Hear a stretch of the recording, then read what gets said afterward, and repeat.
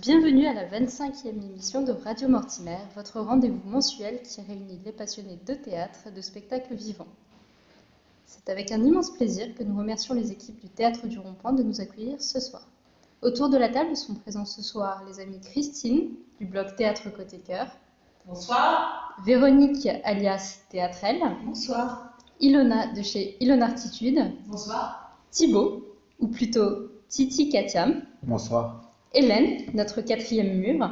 Bonsoir. Claire, d'Aparté. Bonsoir. Et Bénédicte, de la Nouvelle Claque. Bonsoir. Et enfin, Suzanne, mordue de théâtre. Bonsoir.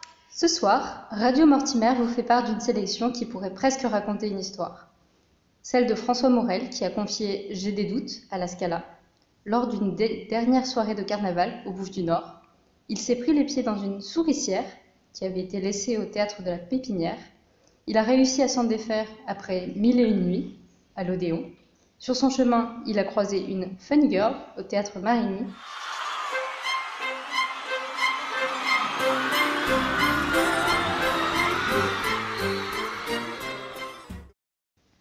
Ouvrons donc cet épisode 25 avec celui qui a des doutes. Autrement dit, François Morel, qui a reçu le Molière 2019 du comédien dans un spectacle du théâtre public que l'on retrouve à la Scala, sur les textes du bon vieux et talentueux Raymond DeVos. Emmanuel Barouche s'est empressé de recommander à un ami « Oh mon François, tu vas adorer. C'était fantastique, onirique, moderne, drôle, j'ai des étoiles plein les yeux, pas évident de reprendre DeVos. » François Morel a su rester fidèle et à s'en extraire à la fois. Il a été incroyable. Est-ce que vous en avez des doutes, des idées, des rêves, des douceurs éveillées? Thibaut, Véro, Bénédicte, c'est à vous. Oui, moi je reprendrai vraiment le constat de notre cher collègue qui souligne à la fois le travail très précis de François Morel pour se glisser dans les mots de DeVos qui était vraiment un virtuose du verbe et de l'absurde, et à la fois il sait s'en détacher, il sait y apporter sa poésie propre, un rythme propre et une singularité dans son absurde à lui, qui est vraiment très appréciable. Vraiment, on pourrait croire les mots de DeVos portés par la plume de Morel. C'est vraiment très appréciable. Je suis d'accord avec toi. Il ne cherche pas du tout à imiter DeVos, mais plutôt à se l'approprier et à le dire avec, comme tu dis, sa propre verbe, sa poésie. Et en fait, je trouve qu'ils ont deux univers qui se correspondent très bien et qui sont très complémentaires. Et il ne fait que révéler les textes de DeVos à sa sauce, à sa façon. Et le résultat est vraiment, vraiment particulièrement savoureux, je trouve. Et ben, à défaut de se répéter, je pense un peu la même chose, à savoir que ce que moi personnellement j'ai retenu, et en sachant que j'ai vu le spectacle au Montancé il y a fort longtemps quand même, ce que j'ai retenu et ce dont je me souviens, c'est qu'il y avait à la fois DeVos, et si on connaît les textes, on les trouvait très bien interprétés, mais c'est vrai aussi que si quelqu'un ne connaissait pas ce spectacle et ne connaissait pas les sketchs, il pouvait tout à fait vraiment accrocher à la version de François Morel et se dire que ça pouvait être lui, parce qu'en fait on a aussi, je pense, cette idée de qui est François Morel, avec un peu cette verve aussi et un truc un peu comique et un peu tout ça, qui fait que ça aurait très bien pu être aussi quelque chose incarné par lui-même et être tout à fait prenant. Donc ça, c'est génial d'avoir à la fois cet hommage et quelqu'un en scène qui arrive à attraper un texte et à le faire sien. Et Thibaut, tu veux dire quelque chose? Oui, toi, depuis le début, on dit beaucoup quelqu'un, mais il ne faut pas oublier que François Morel n'est pas seul et il a un partenaire vraiment d'une absurdité et d'un comique remarquable. Oui. Son pianiste qui est aussi comédien, hein, qui est Antoine Salaire. Antoine Salaire, et avec lequel il y a une complicité vraiment étonnante. Ils forment un duo comique, voilà, dans les grands duos comiques dont on peut retenir. Et franchement, tout le sel du spectacle vient à la fois, pour moi, à la fois donc des mots de DeVos, mais vraiment de ce jeu entre les deux comédiens qui est prodigieux. Et j'ai beaucoup apprécié également la poésie toute particulière des intermèdes avec la marionnette. Il y a toute une poésie lunaire, et tout le personnage de François Morel qui se construit à travers cet univers, oui, très lunaire, très, très à part. Et j'ai beaucoup aimé ce décalage-là. C'est vraiment très poétique, et l'image des pianos aussi qui jouent tout seul. Oui, moi, ça m'a fait penser, j'avais une image un peu, l'image d'un kaléidoscope avec plusieurs facettes, et Antoine Salaire, François Morel, et celle de DeVos, et en fait, une espèce de mélange, d'enchevêtrement de leurs trois univers qui donnait quelque chose d'assez magique. C'était vraiment un chouette moment.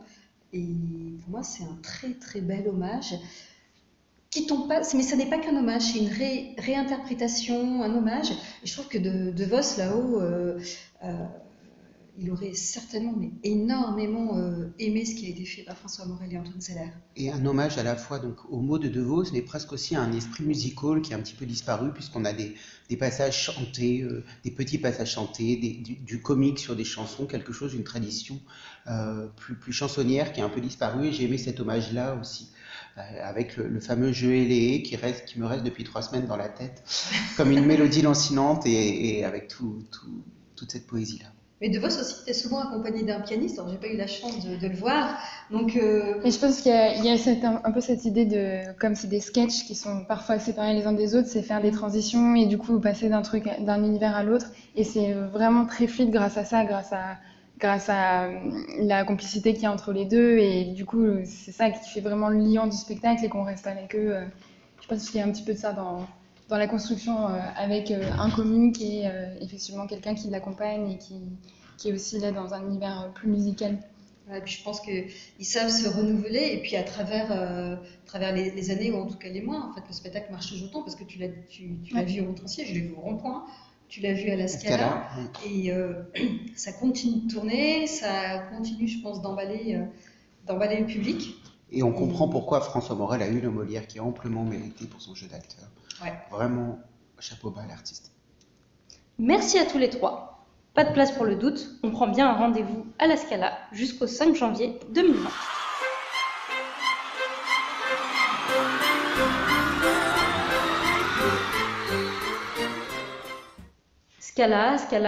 Escale au Bouffe du Nord pour une des dernières soirées de carnaval où le sociétaire de la Comédie Française Clément Hervieux-Léger s'est emparé du texte du Signore Carlo Goldoni, immersion dans le petit monde des tisserands vénitiens, des couples qui se forment au gré des repas et de jeux de cartes, des feintes et des nécessités. Une atmosphère drôle et nostalgique d'une des dernières soirées de carnaval où se chamaillent demoiselles et jouvenceaux, barbons et robières. Benjamin Massé est catégorique. Magnifique moment de théâtre hier au Bouffe du Nord avec une des dernières soirées de carnaval, mise en scène de Clément Hervieux-Léger, assurément le plus beau spectacle que j'ai vu cette année. Faut-il vraiment que ce soit l'une des dernières soirées ou la dernière soirée de carnaval? Claire, Hélène, Véro, c'est à vous. La dernière, bien non, on l'espère pas parce il y aura encore beaucoup de dates, il y a une date de tournée, il y a pas mal de dates de tournée. Et non, il ne faut pas que ce soit la dernière parce que ça a été un tel régal, un tel bonheur que d'assister à cette soirée de carnaval chez le tisserand Maria, je cherche son nom, que non, il ne faut pas que ça soit la dernière. Alors, on a adoré, je crois qu'on peut parler d'une seule voix. C'était un bonheur, tout était génial dans ce spectacle. Et puis alors, ce qu'il y a d'extraordinaire, c'est que c'est un tableau c'est une scène avec beaucoup d'acteurs. Et on n'a plus l'habitude, à part pour certains théâtres comme la Comédie Française où il y a des plateaux avec beaucoup d'acteurs. Là, on a cette foison d'acteurs qui continuent donc à jouer, même quand ils ne sont pas dans la scène principale. C'est absolument fabuleux.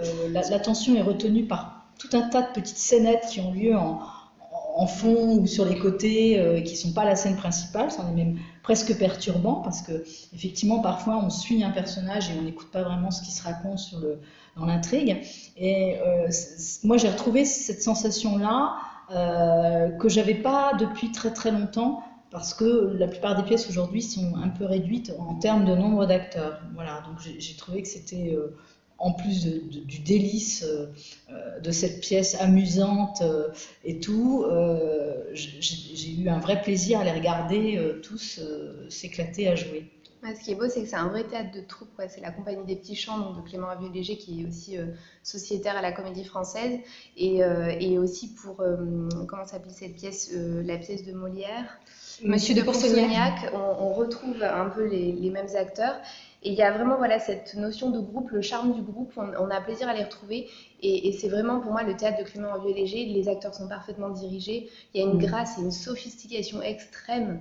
Enfin, c'est vraiment un régal pour les yeux et pour le cœur aussi, parce qu'à chaque fois, les pièces qu'il choisit sont très belles. Ce qui est très beau dans cette pièce, c'est qu'en fait, c'est vraiment un carnaval sans masque. C'est-à-dire que c'est vraiment la dernière pièce de Goldoni. On n'est plus du tout dans la commedia dell'arte, mais vraiment, tous les personnages dévoilent leurs sentiments, leurs passions.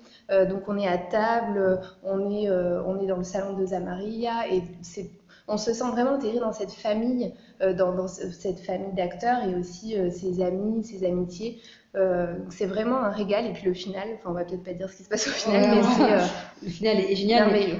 Avant d'arriver au final, en fait, tout au long de ce repas, de cette soirée qui est organisée chez le Tisserand, il y a ces histoires qui se tissent, ces intrigues amoureuses avec une intrigue principale, mais en même temps, il y a d'autres couples tout autour, donc il y a pas mal d'histoires qui s'entrelacent.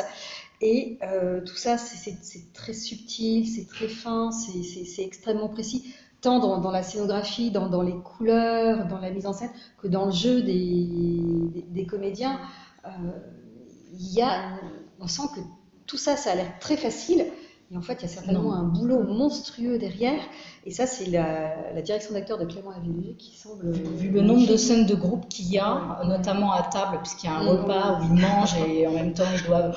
je pense que c'est un travail que je ne préfère même pas entreapercevoir, parce que ça doit être phénoménal, effectivement, de se donner la réplique dans ces dialogues, comme on est autour d'une table, hein, puisqu'en fait, c'est très réaliste, on a vraiment l'impression d'être là.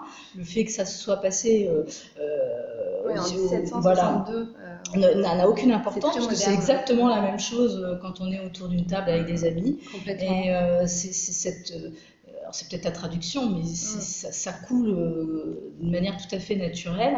Et effectivement, je pense que c'est un travail insoupçonnable. Impressionnant. Et ils sont tous très très bons. Bon, il y a Daniel Sampedro qui joue Zamaria, qui est fantastique.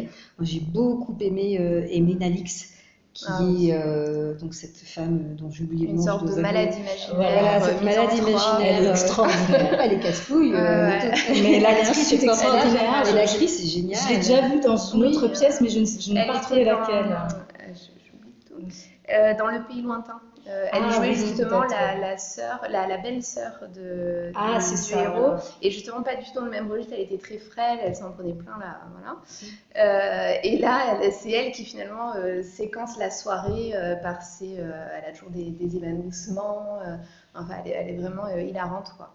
Mais avec le comédien qui joue Mamolo, Stéphane Facot, tous les deux, en fait, ils sont un petit peu des contrepoints comiques qui viennent dans... Sur un dîner, c'est une histoire il y a beaucoup de mélancolie, en fait, dans le texte et dans cette histoire, puisque, en fait, l'un des personnages doit partir à Moscou, et doit quitter Venise, donc il est plein de mélancolie. Il y a une espèce de douceur, d'adieu latent qu'on ne veut pas faire. Ça, Goldoni l'a écrit alors qu'il quittait Venise, qu'il partait à Paris, et ça se sent vraiment dans le texte. Et il y a aussi le travail des musiciens, des chanteurs et musiciens qui viennent très régulièrement chanter et comme pour Monsieur de Pourceaugnac d'ailleurs, et ça a créé une ambiance folle. C'était aussi au Théâtre des Bouffes du Nord. Complètement. Oui, Clément Hervieux-Léger, je crois que c'est vraiment un enchantement, ces pièces. Enfin, celle-là était... je ne peux pas être générale surtout, mais celle-là, c'était une surprise extraordinaire. Voilà. Complètement. Alors j'avais vu de Monsieur de Pourceaugnac, j'en avais vu au Français, et j'avais vraiment très très envie de venir voir ce qu'il avait fait. Je dirais pas avec des réserves, mais en me disant bon, qu'est-ce que c'est un Goldoni, c'est pas un grand texte. Qu'est-ce qu'il va en faire? Et en fait, là aussi, il réussit du Brouet à faire un dessert délicieux. C'est absolument sublime. Et voilà, on est toutes totalement dithyrambiques et sous le charme. J'ai qu'une envie, c'est y retourner. Oui, on a envie de la voir une deuxième fois. Pour Voilà. voir chaque personnage. Oui, vraiment, parce je- On que- revient sur On a l'impression de ne pas C'est avoir pu génial, tout ouais. voir en fait. Moi, j'ai beaucoup aimé aussi Guillaume Ravoir, qui a un petit côté Vincent Pérez, un peu en dandy, un poil libidineux. Enfin, il est assez génial. Donc, il y a vraiment tellement de personnages. Et je pense qu'ils doivent se régaler. D'ailleurs, il y a une partition de jeu extraordinaire chaque soir. Ils doivent vraiment s'amuser, quoi. Et on revient Donc, au final. Ouais. Voilà, ça se termine. Ne- C'est un ne- carnaval. ne le Ça se dévoilons termine pas. par un moment absolument sublime. Voilà, on a envie de se lever et de les rejoindre sur le plateau. Voilà. Ce ne sera donc pas la dernière soirée de carnaval, mais l'une des dernières ou jamais. Je vous remercie donc toutes les trois. Elles sont toutes les trois les étoiles dans les yeux. À Paris, c'est fini, comme le disait Véro. Mais une grosse tournée est prévue depuis ce mercredi 4 décembre jusqu'au 14 décembre au Célestin pour les Auvergnats Rhône-Alpins. Puis un peu partout en France, mais je vous dirai tout ça en fin d'émission.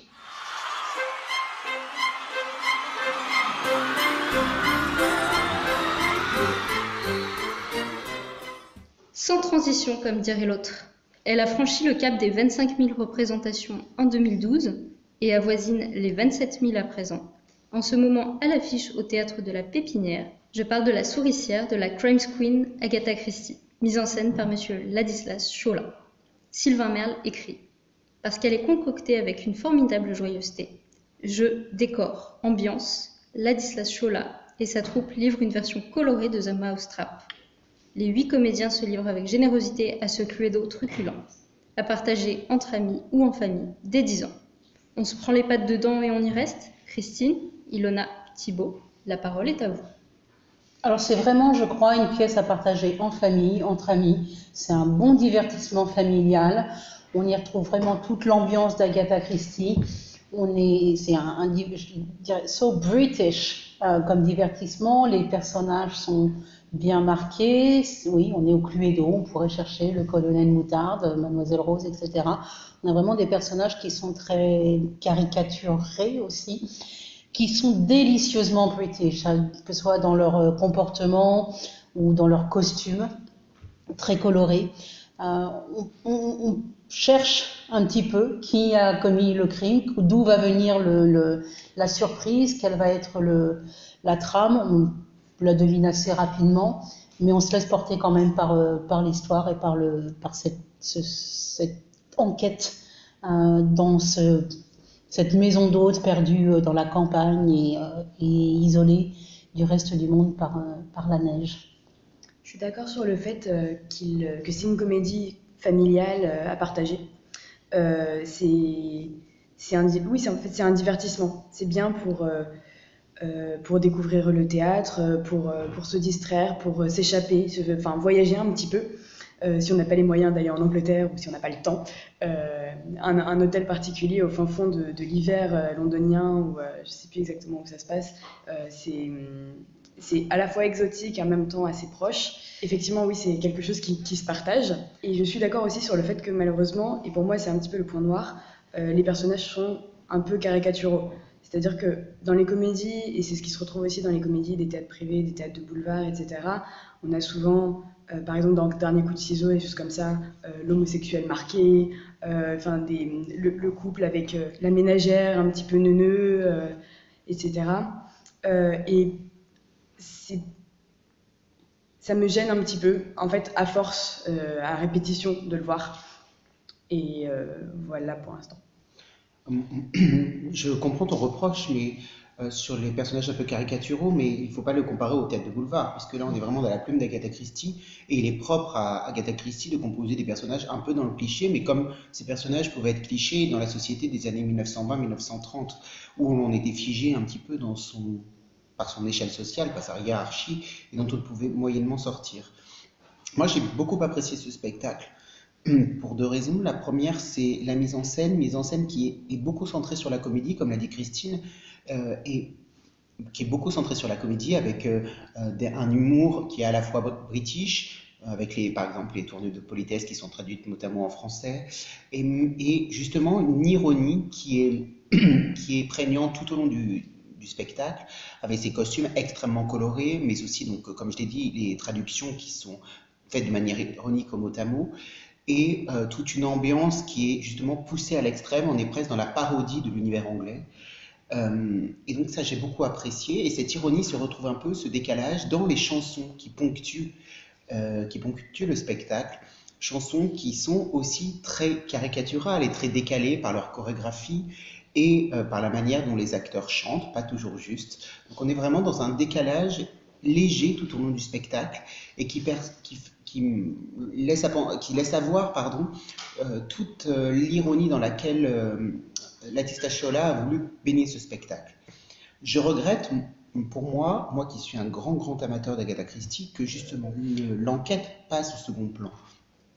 Ce qui nous intéresse dans cette pièce, c'est tout l'univers anglais, c'est la comédie et les rapports comiques, voire absurdes entre les personnages, mais c'est beaucoup moins l'enquête policière qui est dans le livre et dans la pièce que j'avais lue auparavant, beaucoup plus prenante. C'est vrai qu'on est beaucoup plus sur les rapports sociaux entre les personnages. Et je rejoindrai cependant le constat sur les personnages caricaturaux, non pas dans le traitement même par Agatha Christie, mais par le jeu des comédiens qui est très inégal pour ma part. Si on a vraiment trois ou quatre comédiens qui excellent, comme la délicieuse Christelle Reboul qui emporte tout sur son passage en maîtresse de maison désordonnée, qui s'appuie sur son mari étrange, Pierre Samuel. Et on peut retenir également dans cette distribution le magnifique sergent trotteur Marc Maury, qui a toute la stature et l'ambiguïté du sergent de police. Je mettrai un petit bémol sur les rôles secondaires, en particulier les deux rôles féminins qui m'ont paru vraiment dans l'excès et qui desservent selon moi leurs personnages qui sont déjà, comme l'a dit notre camarade, très caricaturaux, pardon. Et je trouve que leur jeu appuie encore davantage sur cette caricature et dessert le propos. En cela, ce n'est pas tant le traitement par Ladislas Schola que le jeu de comédien qu'il a demandé à ses acteurs qui, pour moi, est le point noir dans ce spectacle. Je suis d'accord au niveau du jeu des comédiens qui empêche un petit peu du fait aussi que la pièce se centre de fait plus sur les rapports sociaux et l'atmosphère anglaise et met de côté un petit peu l'enquête. Elle met également un petit peu de côté l'approfondissement du caractère du personnage et de la personnalité du personnage qui du coup reste caricatural, reste en surface et en fait on s'arrête vraiment à là. On a une exposition qui est très bien faite et qui du coup dure une partie de la pièce qui nous permet de voir, d'apercevoir un petit peu le personnage dans son apparence, mais qui ne nous permet pas d'en déceler la personne et vraiment ses motivations et tout. Et au fur et à mesure du déroulement de la pièce, je pense que ça dessert ce manque de traitement. Je pense que ça dessert encore plus. Parce que l'histoire du coup qu'on découvre, du fait qu'on n'a pas vraiment conscience des personnages en tant que tels et en eux-mêmes, ne fait pas sens et ne rentre pas vraiment dans la logique de la pièce aussi. Moi, je rejoins le constat que tu fais et je trouve que le curseur est mis trop sur la comédie et j'ai un exemple en particulier. Il y a des jeux de mots qui sont faits pour faire rire clairement le public. J'ai l'exemple du piano et le personnage dit, c'est le personnage de l'étranger là qui parle de manière avec des accents très forts et qui est vraiment très caricatural lui et qui dit à propos du piano, de la personne qui joue du piano, il joue du piano debout. Que vient faire France Gall et Michel Berger ici? Pourquoi un humour si facile alors qu'on a toute la plume d'Agatha Christie, on a l'ironie, on a les décalages qu'ils ont instillés tout au long de la mise en scène précédemment, les décalages sur le décor, les décalages sur les costumes, les décalages sur le propos même. Pourquoi insérer des blagues vaseuses qui ne sont là que pour attirer des rires faciles? Et c'est cela que j'ai trouvé un petit peu regrettable. Il y a un humour qui se serait suffi à lui-même en fait. Dans la mise en scène, dans l'ambiance, dans l'écriture. Et dans l'écriture d'Agatha Christie qui est très bien, qui a à la fois fait ressortir le côté policier extrêmement anglais, etc. Et en même temps le côté humoristique, ironique, et voilà. Donc il y a des facilités de traduction, alors que l'humour en tant que tel se suffit à lui-même. Alors par contre, moi je vais retenir, je pense, très très longtemps ce spectacle, car il y avait un monsieur au premier rang qui s'est endormi, qui a ronflé pendant toute la pièce, ce qui a occasionné à la fois tout d'abord les fous rires du public, puis un fou rire d'une demi-heure de tous les comédiens. Pour une demi-heure, les comédiens ne sont pas arrivés à jouer, se cachaient les uns les autres pour arriver à dire leurs répliques, et jusqu'à la révélation finale où ils sortent tous, où il n'y a plus que 2 personnages sur scène, et donc ils ont pu retrouver leur sérieux. Donc j'ai passé une soirée délicieuse grâce à ce monsieur. Merci d'avoir ronflé, merci. Il y a un autre point positif, je trouve, sur ce spectacle, c'est le décor qui est vraiment magnifique avec cette idée de fond de scène qui donne sur le jardin qui est baigné de la lumière de la lune et de la neige avec ses reflets et qui permet en plus de voir un petit peu l'action qui se passe dehors, en dehors de ce salon, de ce hall de maison d'accueil. Et puis, là aussi, c'est délicieusement british, avec le petit portrait d'Agatha Christie dans un coin, le petit clin d'œil à la reine du crime, Queen's Crime, qui surveille d'un œil joyeux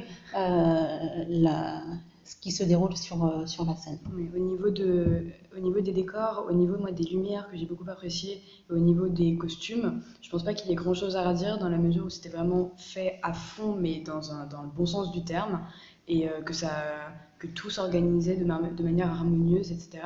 Dans la forme, je trouvais que c'était très, très agréable à regarder. Et allez-y, c'est un spectacle parfait pour les fêtes en famille, oui, avec l'esprit de Noël, la neige et la folie d'Agatha Christie. Merci à tous les 3. À vos agendas, Théâtre de la Pépinière, rendez-vous possible jusqu'au 31 mars 2020. Christine, dis-moi, j'ai l'impression que tu caches quelque chose. Telle une mère Noël, tu nous apportes 2 petits coups de pouce. 2 petits coups de pouce à 2 compagnies qui jouent dans 2 petits théâtres ou moyens théâtres. Alors je vais commencer par le spectacle Vous qui passez sans me voir, qui est au Théâtre jusqu'au 20 décembre. C'est le vendredi à 21h. C'est pas le meilleur des horaires pour un spectacle, mais il faut y aller.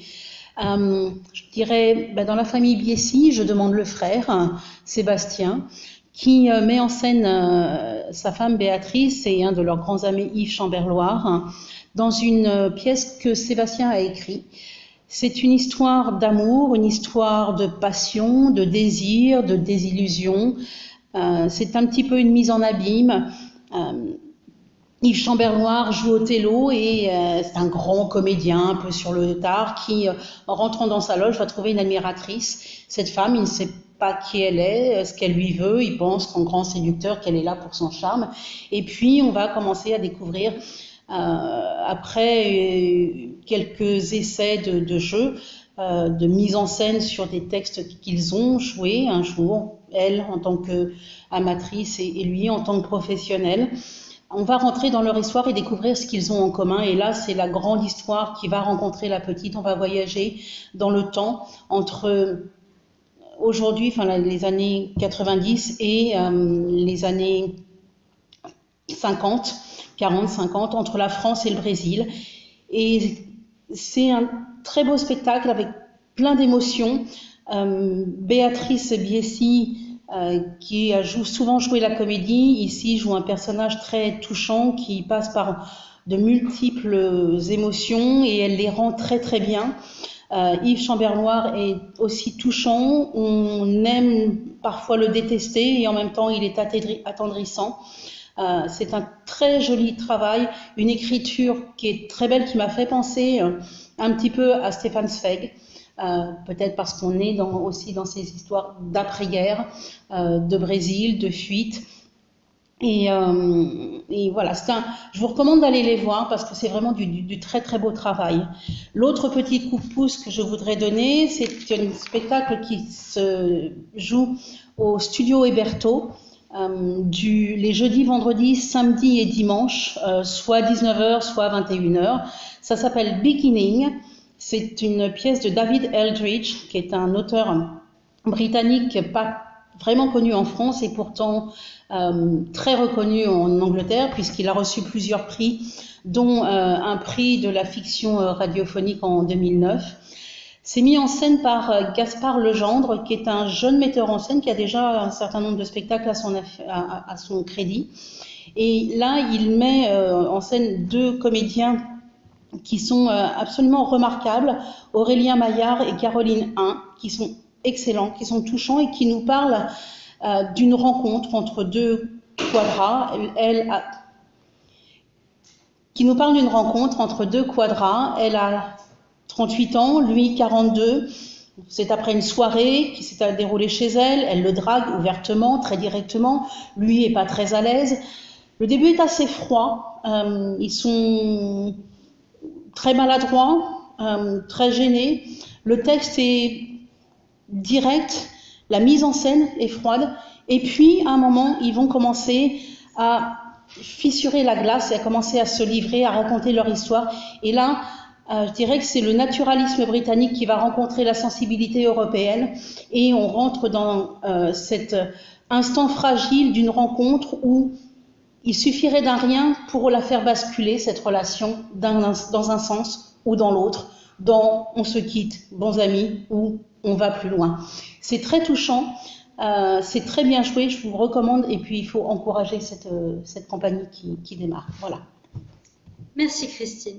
Donc, Théo-Théâtre, évidemment, ou Théo-Théâtre, comme le prénom, et au studio Héberto, de rendez-vous à prendre très vite.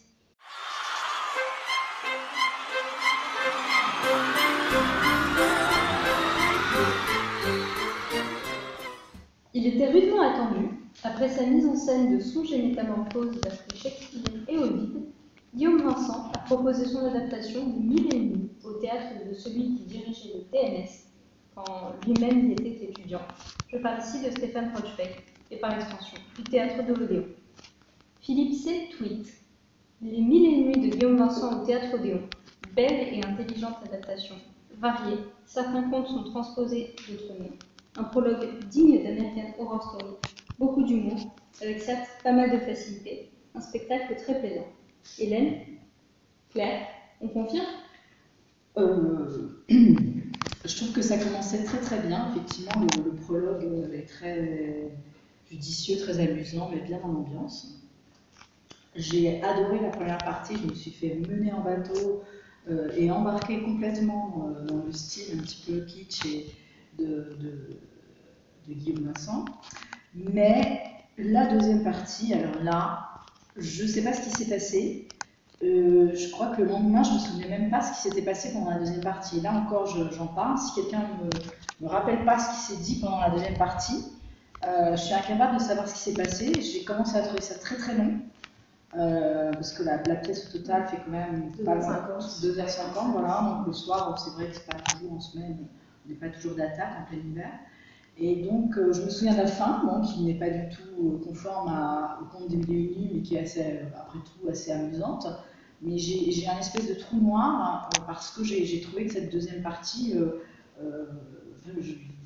je peux avoir qu'une sensation parce que j'ai pas d'image d'ennui et d'enlisement. C'est un peu le problème parce que tout tourne autour justement du pouvoir de la fiction. Et donc normalement on devrait avoir un désir insatiable d'écouter chez Sherazade. Et en fait pour moi le charme ne tient vraiment qu'à un fil. Et donc j'ai vraiment dès le départ tenté de m'accrocher à des moments qui étaient d'une vraie fulgurance poétique. Donc c'est vrai qu'on oscille entre le kitsch, on est un peu dans la chambre d'enfant, on est aussi parfois dans l'horreur. C'est vrai que la première scène elle est assez fabuleuse. On pense au conte de Barbe Bleue, voilà. Donc le début est très fort, très, très visuel. Il y a très peu de dialogue d'ailleurs. Et puis en fait, moi, ce qui m'a vraiment déroutée, mais alors c'est peut-être l'univers de Guillaume Vincent que je connais pas bien, c'est qu'on oscille tout le temps entre les registres, à la fois plastiques, imaginaires et les registres comiques ou plus émotionnels. Ce que je me suis dit, c'est qu'en lisant le dossier de presse, c'est que lui, il expliquait que les contes des Mille et une nuits oscillaient eux-mêmes entre tous ces registres, donc il avait voulu en fait rester dans cette voie-là. Moi, ce que je me suis dit, c'est que finalement, il faisait du spectateur un funambule un peu ballotté par tous ces fils du récit. Par contre, je trouve que le spectateur n'est pas assez envoûté, alors que normalement, c'est le but finalement de ce conte des Mille et une nuits. Je rebondirais peut-être en disant qu'il y avait effectivement certaines lenteurs sur la deuxième partie, où vraiment on va rentrer dans le résolument contemporain, où on va s'ancrer vraiment dans notre époque, qui fait qu'il y a une certaine dissonance avec ce qui était au début enchanteur, oui, voilà, et peut-être de l'ordre de la fiction, alors que dans la deuxième partie, on se perd entre guillemets dans notre époque. Et la transition finalement, on ne la voit pas, parce qu'on glisse, pour arriver au XXIe siècle. Et puis il y a toute l'histoire d'amour avec les 3 sœurs et l'une des sœurs qui a une histoire d'amour qui était relatée dans la première partie. Là, Ça y est, ça me revient. contemporaine, voilà, où elle dort sur le lit. Mais oui, voilà, Voilà. Bon, bref, je rajoute rien. Mais c'est vrai que la deuxième partie est moins envoûtante.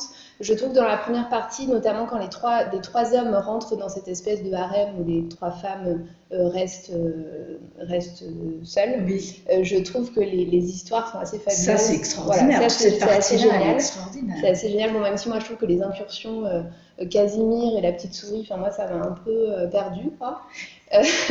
Mais voilà, encore une fois, je pense que c'est l'univers de Guillaume Vincent que j'ai très envie de connaître mieux parce que c'était la première pièce de lui que je voyais. Donc dans tous les cas, c'est quand même un metteur en scène qui a un univers, donc ça c'est intéressant. Voilà. Bon, les acteurs sont bons. Enfin, moi j'ai trouvé. Moi j'ai pas trouvé, j'ai trouvé les interprétations. Pareil, très disparate, j'ai trouvé ça très étrange, j'ai trouvé qu'en termes de direction d'acteur, j'ai pas vu quel était le sens en fait de cette mise en scène au final. J'ai pas compris ce qu'il voulait. Non, mais alors, non, c'est pas un... C'est-à-dire qu'à la fin, non, ce que je me dis, ce qui peut être intéressant, c'est finalement qu'on suive le fil des histoires. Il n'y a pas forcément de sens. Après, j'ai pas l'impression qu'il voulait y mettre un sens particulier non plus, parce que finalement, il a parlé un peu du côté moderne, mais pas tant que ça. Il n'a pas voulu faire une transposition totalement moderne. Donc, je pense qu'il voulait vraiment nous faire entendre des histoires, des mots. Je pense qu'il s'est amusé sur le côté de la mise en scène, mais sinon, voilà, je sais pas ce que t'en penses, toi, Léa. Peux-tu devenir assistante de Guillaume Vincent? Ah bah non, alors pas du tout. Justement, ce que je dis, c'est que je suis complètement amatrice de son... Enfin, je connais très très peu son théâtre, donc je ne dirais pas que... Enfin, je n'y connais pas assez bien. Ce que je veux dire, c'est ce que j'ai ressenti. Voilà, j'ai trouvé ça assez déroutant, mais peut-être que c'était le but. Oui, mais je sais pas. En fait, sa première pièce que tu as citée tout à l'heure, et dont je me souviens plus du nom... Le son que j'ai métamorphose. Voilà. Il est bien dans la lignée en réalité, oui, il est fidèle à lui-même. Ouais. Mais j'ai le souvenir que ça passait beaucoup mieux parce que c'était beaucoup plus burlesque et beaucoup plus. Voilà.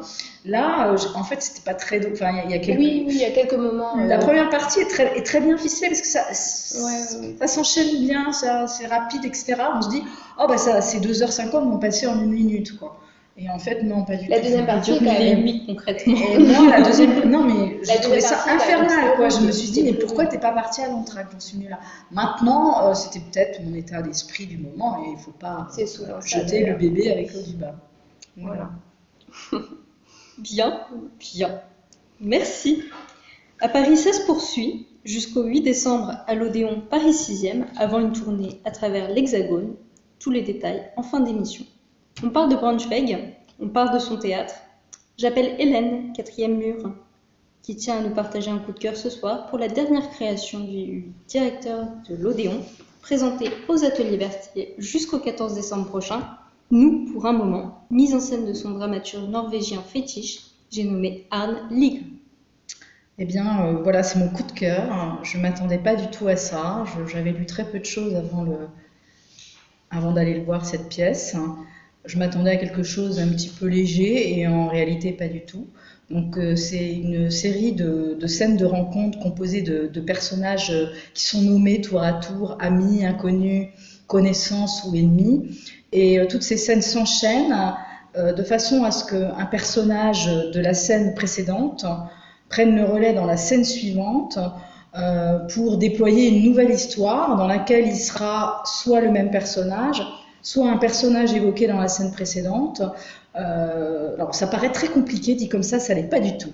Ça s'enchaîne de manière tout à fait harmonieuse, et à la fin ça tisse une toile qui donne qui constitue un paysage absolument cohérent et très profond. En fait, c'est un petit peu comme un tableau impressionniste. Un tableau impressionniste, quand on a le nez collé dessus, on voit que des petites touches de couleur et on voit pas du tout à quoi ça ressemble.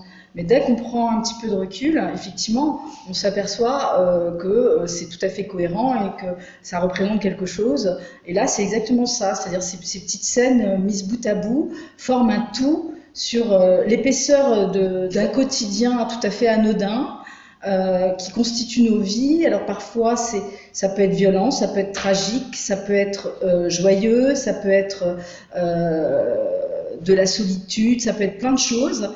mais c'est des petites choses qui n'ont rien de fantastique, qui n'ont rien d'extraordinaire, mais qui, au final, donnent une vision de nos vies avec tous ces moments où on rencontre des gens qu'on oublie, et c'est ce qui constitue un petit peu ce qui nous modèle dans nos vies.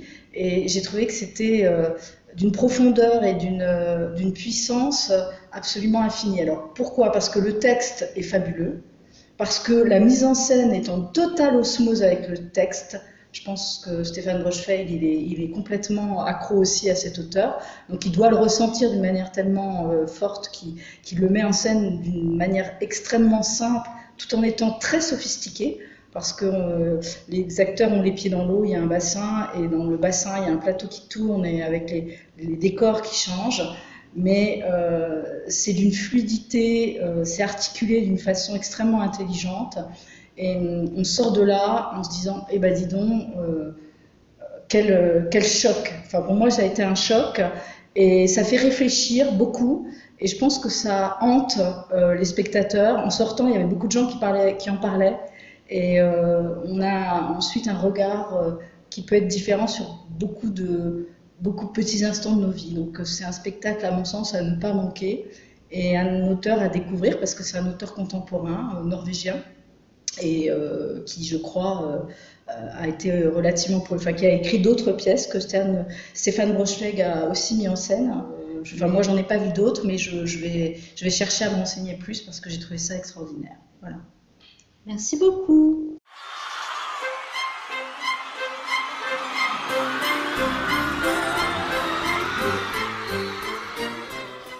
Musique, et que chacun se mette à danser. Et que chacun se laisse emporter. Pardon.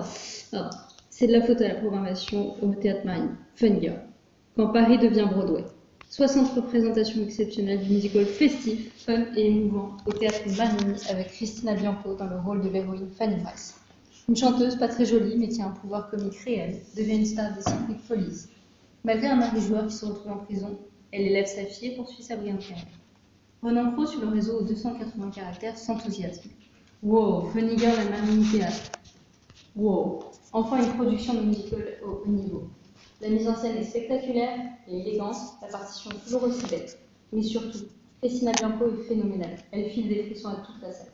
Grand moment, allez-y. Alors, Funny Girl, c'est The Musical That Make You Dance. Christine, Suzanne, Véro, je vous laisse la parole. Alors moi, j'ai pas dansé. Mais je me suis régalée et je trouvais que c'était un show complet, comme tu disais, très Broadway, 100% Broadway. Les artistes savent chanter, savent danser, savent jouer la comédie.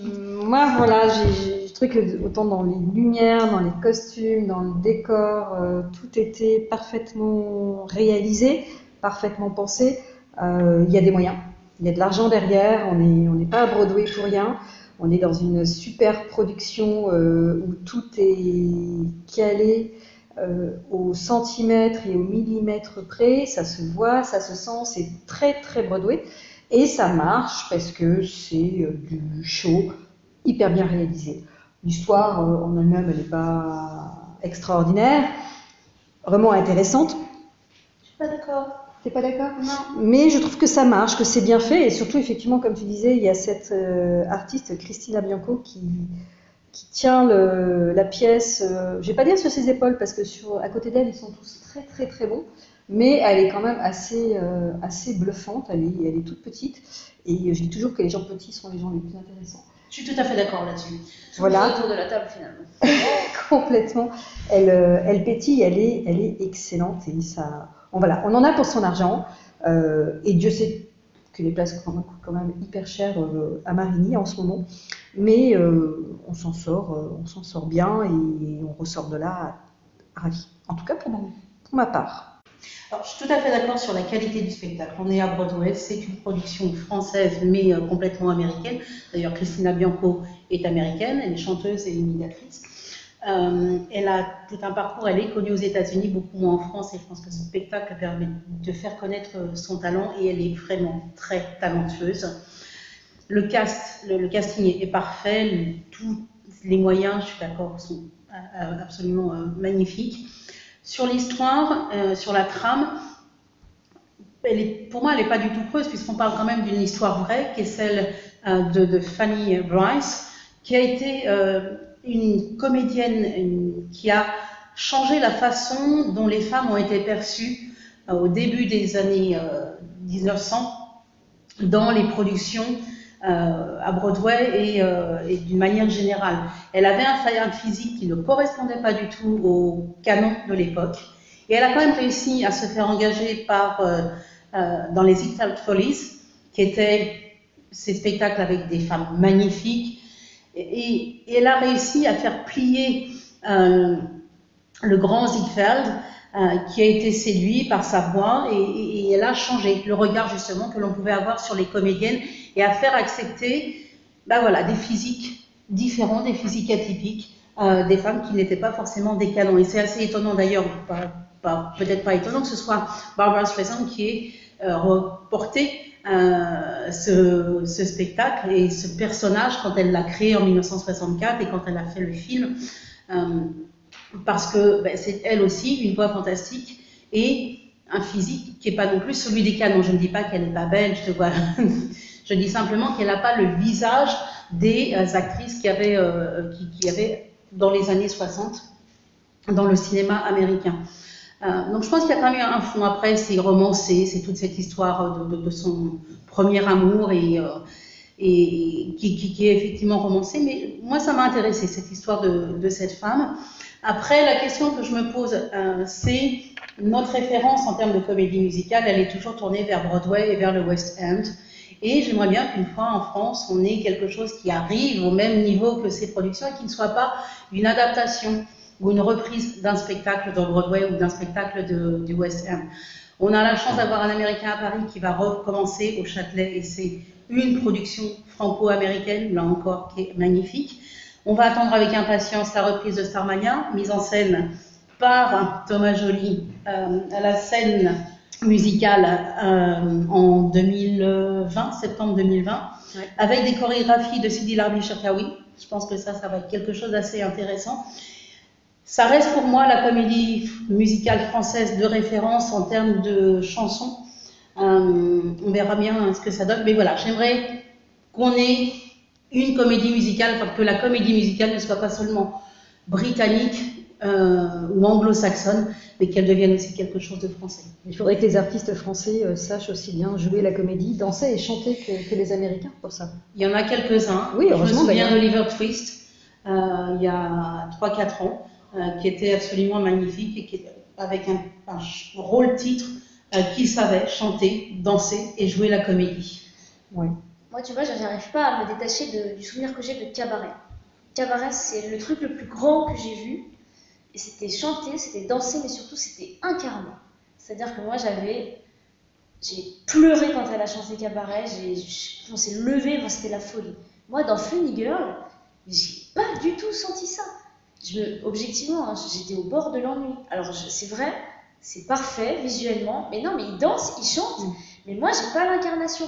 Et quand je t'entends dire, oui, voilà, l'histoire m'a intéressée, et que Véro, elle me dit, bon, l'histoire, voilà, c'est parce que aussi, est-ce qu'on suit l'histoire? Non. Enfin, moi, j'ai écouté les chansons, vu les danses, mais j'ai pas été prise par l'histoire. Et je trouve que ils font leur effet, ils savent produire l'effet, mais il n'y a pas de...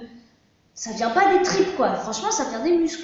C'est très professionnel, tout est calé. Ouais, le moindre pas, je suis d'accord avec vrai. toi. C'est très pro. Tu sens le trémolo, c'est le même trémolo tous les soirs. Il y a pas...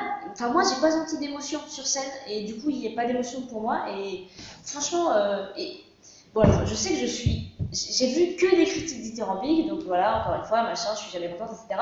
Néanmoins, j'étais avec quelqu'un qui a quand même regardé sa montre après l'entracte. Donc je ne suis quand même pas la seule qui s'est un peu fait chier. Alors c'est vrai, c'est extraordinaire, et puis quand on a mis 180 € dans le spectacle, on a bien envie de dire que c'est extraordinaire, mais je suis quand même restée sur ma faim, quoi. Mais c'est vrai, c'est parfait, mais c'est pas intéressant. Je pense que ça tient à l'histoire. En revanche, ce que tu disais, Christine, et je le trouve assez étonnant, et je change un peu de sujet, c'est ce qu'on parlait du physique. Quand on voit les photos de de Fania Borac, donc alias Fanny Bryce. À l'époque, Barbara Streisand, elle avait certes un nez particulier, mais pour moi, c'est une très belle femme. Et alors, Christina Bianco, elle est hyper jolie, elle est pétillante, elle est mignonne comme tout, elle est haute comme 2 pommes et demi, mais oui, c'est marrant que tu parles du nez, parce que Fanny Bryce a créé scandale dans les années 20, en 1923, quand elle s'est fait opérer du nez. Ah, ça, je ne savais pas qu'elle s'était fait opérer. Michael Jackson avant l'heure. Mais non, moi j'ai gardé, franchement, j'ai passé un très très chouette moment. Ouais, une excellente comédie musicale. J'en suis sortie ravie. Peut-être qu'effectivement, ce que tu disais sur l'incarnation, mais moi ça m'a pas manqué parce que je trouve que Christina Bianco, elle emporte tellement de morceaux, elle est tellement vivante, elle est tellement pétillante sur scène que ça marche et moi elle m'a complètement conquise. Mais en surface, moi je l'ai vue en surface. Et peut-être que c'est celle qui est la moins en surface, mais je veux dire, moi quand elle a fait Don't Train on My Parade, j'étais pas prise quoi. C'était hyper bien chanté, tout ce que tu veux, mais c'était pas vécu. Alors que c'est un truc qui doit te prendre quoi. Mais ça m'a prise. Moi ça m'a prise. Moi à la fin aussi, elle m'a émue. Tant mieux, écoute. J'ai moi aussi passé un très bel après-midi, un très beau spectacle. Mais peut-être aussi que je m'attends on me faisait la réflexion que peut-être que c'est ça Broadway et que faut que j'arrête d'aller voir des comédies musicales en espérant retrouver Cabaret parce que moi déjà Chicago j'avais été déçue. Oh, j'ai pas vu. T'avais aimé Chicago? Moi je l'ai vu à New York. Mais c'était pas la même production que celle qui est venue à Mogador? Non. Si. Parce que franchement celle de Mogador, pareil, niveau incarnation c'était 0 quoi. Donc je pense qu'il faut que j'arrête d'aller voir des grosses machines comme ça où on travaille pas forcément l'incarnation. On est là pour faire du show. Et le show, tu l'as. Mais moi, j'aurais bien aimé, je sais pas, avoir des petites émotions. Quoi. Voilà. En 2020, peut-être que Mordu de théâtre sera moins bout en train. Merci à toutes les 3. Allez donc à la rencontre de la Funny Girl en titre au Théâtre Marigny jusqu'au 7 mars 2020. C'est la fin de cette émission et merci à tous et à toutes de nous avoir suivis pour cette 25e édition de Radio Mortimer. Nous avons parlé de J'ai des doutes, actuellement joué à la Scala jusqu'au 5 janvier 2020, d'une des dernières soirées de carnaval, actuellement en tournée jusqu'au 28 février. Vous pourrez trouver tout le détail des dates de tournée chez nos amis de théâtrecontemporain.net. Hélène nous a fait part de son coup de cœur pour la création de Stéphane Braunschweig intitulée Nous pour un moment, actuellement et jusqu'au 14 décembre aux ateliers Berthier. Nous avons évoqué La Souricière qui se joue jusqu'au 31 mars 2020, sauf les 9, 10 et 11 janvier au Théâtre de la Pépinière. Christine nous a partagé 2 coups de pouce, le premier pour Vous qui passez sans me voir au Théâtre, encore à l'affiche ce vendredi et le 20 décembre. Le second pour Beginning au studio Héberto, à l'affiche jusqu'au 29 décembre. Également évoqué ce soir, le spectacle des 1001 nuits, également en tournée jusqu'au 27 mars. Et pour finir et clôturer cette émission, nous avons pris le spectacle Le Musical Funny Girl qui investit le Théâtre Marigny jusqu'au 7 mars prochain. Nous remercions à nouveau toutes les équipes du Théâtre du Rond-Point pour leur accueil ce soir. En ce moment à l'affiche au Théâtre de Jean-Michel Ribes, vous pourrez retrouver Philippe Cobert et son Adieu Ferdinand suite et fin, dans lequel on retrouve La Baleine et le Camp Naturiste, le Casino de Namur 1 et la dernière création en date, le Casino de Namur 2. Tout prochainement, retrouvez également le spectacle familial de Mathieu Madénian, Perdre le Nord de Marie Payen et Worm de David Bobet avec Béatrice Dalle. En ce qui vous concerne, vous, chers auditeurs, nous vous retrouverons le 6 février prochain pour une prochaine émission, mais d'ici là, vous pourrez réagir sur les réseaux sociaux, Twitter, Facebook, Instagram, en utilisant le hashtag Radio Mortimer. Si vous nous écoutez le soir, l'équipe vous souhaite une très bonne soirée. Si vous nous écoutez de bon matin, très bonne journée. Belle semaine et surtout, de très beaux spectacles. Très belle fête de fin d'année à vous tous et à l'année prochaine.